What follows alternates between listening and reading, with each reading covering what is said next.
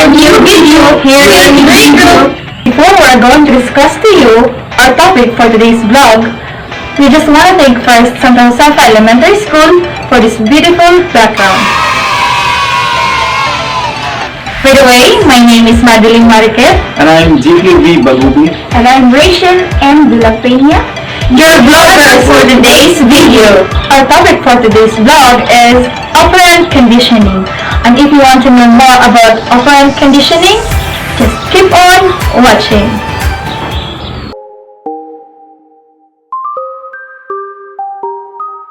Before I am going to discuss to you the operant conditioning, we will know first the proponent of that said theory. The proponent of that said theory is Mr. Boris Frederick Skinner. Mr. Skinner was an American psychologist. He was born in Pennsylvania, year 1904. Just like Pavlov, Watson's, and Thorndike, Skinner also believed in stimulus-response pattern of conditioned behavior. Skinner's 1948 book, Walden 2, is about utopian society based on operant conditioning. Another book he wrote is Science and Human Behavior, which pointed out how principles of operant conditioning work or function in institutions such as government, laws, religions, economics, and education. Skinner's work differs from the three behaviors before him in that he studies operant behavior, a voluntary behavior used in operating on environment, which came to known as operant conditioning. Now I am going to discuss to you the operant conditioning. Operant conditioning is based upon the notion that learning is a result of change in overt behavior.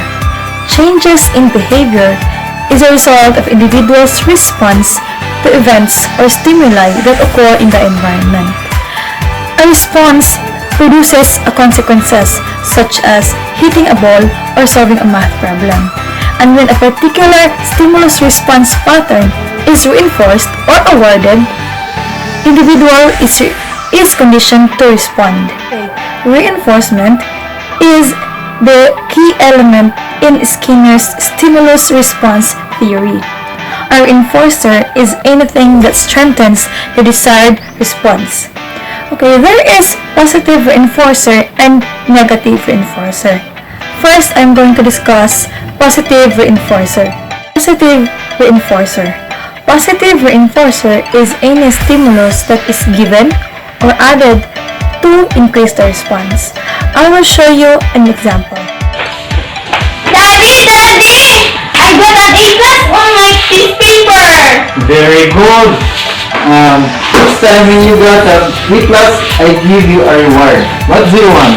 I want to go to Jollibee! I want chocolate and shoes! Please, Daddy! Okay, keep up the good work. Yeah! Now, the negative reinforcer. A negative reinforcer is any stimulus that results in the increased frequency of response when it is withdrawn or removed. Take note that negative reinforcer is not a punishment, but in fact, it is a reward. I will show you an example. That's it for today, class. But before I'm going to leave, I'm going to announce that whoever got a perfect score on your exam tomorrow will be exempted on your finals exam. Yay! You're gonna make this. I know you can do it. Yes, ma'am. Seriously? Yes, I am sure. So that's it for today, and goodbye. Goodbye, and thank you, ma'am. A negative reinforcer is different from a punishment because a punishment is a consequence intended to result in reduced responses. I will show you an example. An example of punishment is when a student who always comes to class late is not allowed to join the work group or the group work that's already begun. That is a punishment. Therefore, loses the point. The punishment is done to reduce the response of repeatedly coming to class late. That is the punishment. Skinner also looked into extension or non-reinforcement. Responses that are not are not likely to be repeated. For example, ignoring a student's misbehavior may extinguish that behavior. Shaping behavior, an animal or cage may take a very long time to figure out that freezing a lever that may produce food. To accomplish such behavior, successive approximation of the behavior that are rewarded until the learns of the association between the lever and the food reward. To begin shaping, the animal will be rewarded for simply turning the interaction and for moving forward and for brushing against the lever and finally for pressing the lever.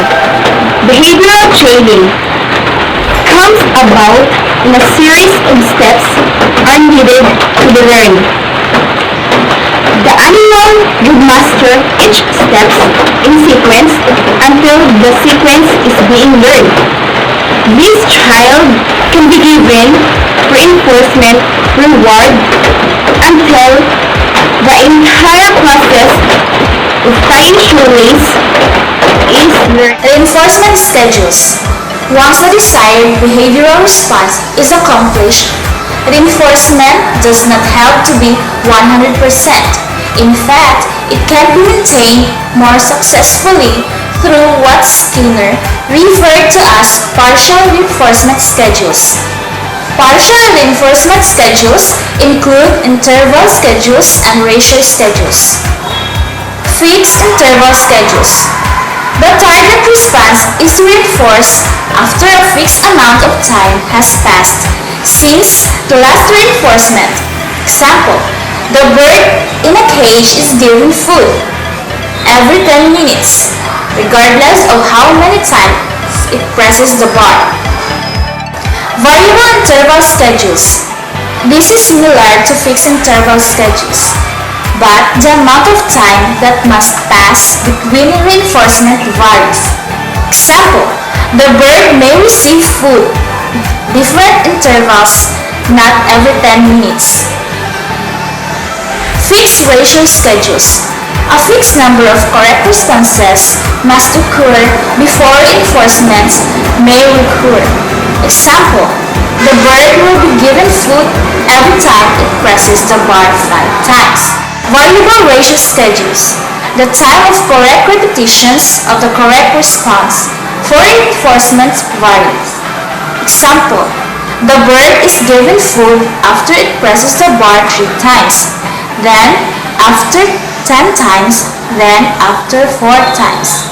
So, the bird will not be able to predict how many times it needs to press the bar before it gets food again. There are 3 principles derived from Skinner's operant conditioning. First is intermittent reinforcement. When a behavior that is positively reinforced will reoccur, so the repetition of this behavior is particularly effective. The second is shaping or form. This information should be presented in small amounts so that responses can be reinforced. And the third one is stimulus generalization or energize. This reinforcement will generalize across stimuli similar, reducing secondary conditions. Hey guys, that went along. We hope that you have enjoyed and learned something. Always remember, never stop learning. And bye!